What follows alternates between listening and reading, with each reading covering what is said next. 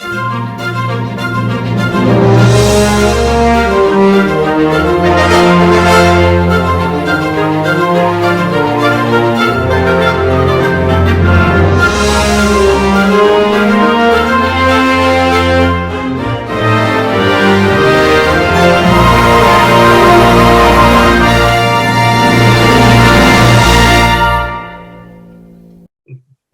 that's a ripper.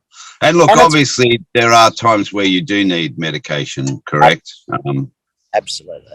Yeah. Yeah. It's not saying that you take it. You can definitely combine the two, the pills and skills, you know. And as you learn a toolbox with skills, you may, in some cases, can lessen the need for medication, you know. It's an individual. It's for me, it's been my journey and learning these skills. It's like you have an empty toolbox. My psychologist over 5-6 years has helped me learn new skills to cope with dissociation and trauma and all sorts of things. And now my toolbox is kind of full. So it's awesome. I can reach into my toolbox and use my skills, you know. It's empowering, really empowering. And the love of my dogs. Watch this, Andy. Papa, kiss mummy. Good girl. Train like a monkey. That's cute. Oh, you're a papa. Want to bring your other dog on? Sure. I'll just bring the dog on now. Marie, can you please bring the dog on? I'm going to put little Harper down, and I'm going to introduce you to Franklin, who is my therapy dog in training. He's a little naughty, but he's a beautiful boy. Come here, babe. Okay, mate, Frankie. Oh, wow. Wow. He's 5 months old, and he's such a joy. Aren't you, baby? Frankie, kiss mum. Kiss mum. He's not quite there yet, Andy, but we're getting in training. But lots of love and joy, and that's the bond that we have with our animals is so important, so strong. And you can't explain it. It's just on, you know, from an unknowing place. The bond runs deep with pets. Yeah, absolutely. You know, I met a lady in the airport on one of my travels, and I can't tell you what type of dog she had. I forget now. It's quite a large dog, and I thought it was a service dog, and she said, no, it's my dog for her. Oh gosh, you're gonna have to edit this. Is it sugar? What is it? Sugar levels. Diabetes, right? So I'll start that again, Doug, so you can take it out. I met this lady at Sydney Airport on one of my travels, and she had a dog which I thought was a service dog.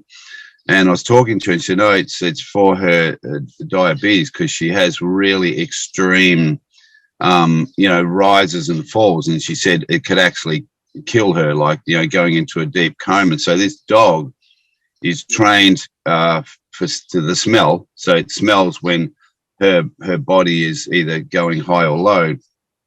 And the dog, if she's starting, like he gets it before it starts, like he can smell that. So he nudges her to wake her up. And then if she is in sort of a semi-coma, he can go to the refrigerator. It's set up for him to open it with his mouth. And then he grabs the fridge is separated into whatever she needs, whether it be sugar or something else. So to bring it down or to take it up. So the dog is trained to do all that. And I went, my God, why have I never heard of this? She said, well, it's really hard because we don't get a lot of funding for it. And I went, that's ridiculous. But yeah, just dogs are incredible. Like we all know that. Sniffer dogs, police dogs, like they're incredible what they can be trained to do.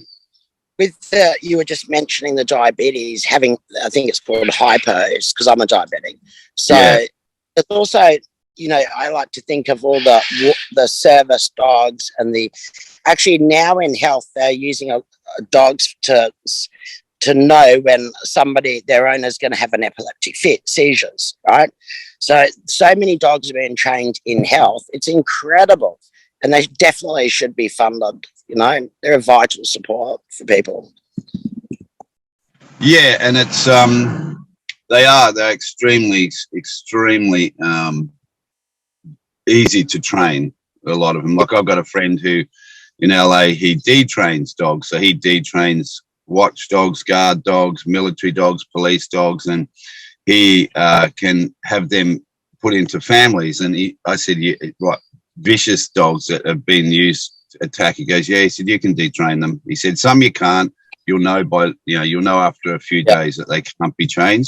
But he said most I can, and then he also can train them to be guard dogs with celebrities and all that. But it's incredible. He's like a dog whisperer, and there is some very.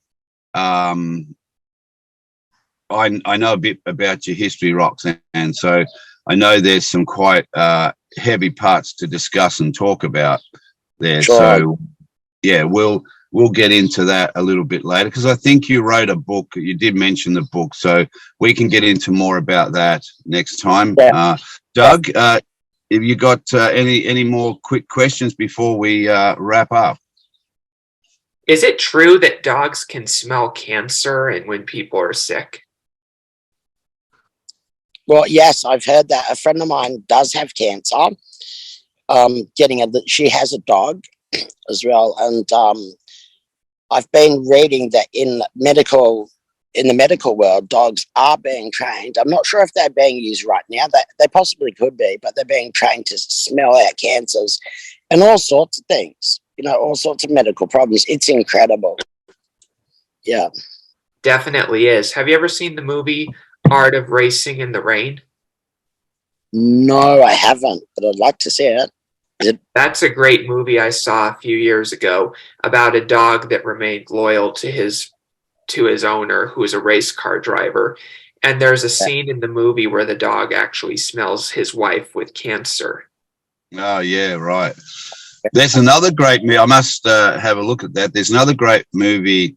I think it's called Red. It's an Australian movie based on some true facts about this dog over in Western Australia. That this guy, incredible movie. I know it's been fictionalized a little bit, but it is based on a true story of this dog that was just, man, so smart, so intelligent, so loyal. So, all right. Well, look, Doug, that's been great, Roxanne. So we are going to come back to you in a few weeks and get more into your story of the different topics, because I know there's a lot there. There's a heck of a lot there. But I look forward to it. Hi to everybody out there. All the dog love. Great. Thanks, mate, and thanks, Doug. Pleasure. Thank you very much, Andy. So, everybody, we'd like to give Roxanne a round of applause. Yay! Dogs, give it to the dogs. Give it to the dogs. Give it to the dogs. Yeah, and we'll see you all next week on the next R&U episode.